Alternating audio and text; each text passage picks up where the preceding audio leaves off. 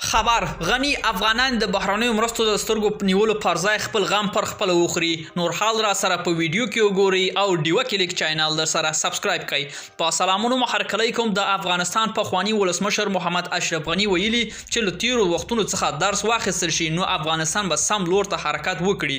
اوس که داسې ونه شي نو بیرته به د تیرو 40 کلو جګړو ته ور وګرځي. اشرف غني چې حکومت یې د طالبانو تیر کال په 2021 په اګست میاشت کې ورختم کړی و نو له هیواته ووتو او دا څرګندونې پرون د مارچ پر 21 د نوروز په مناسبت پر خپل فیسبوک پاڼه کې ثبت شوی پیغام کې کړی دی.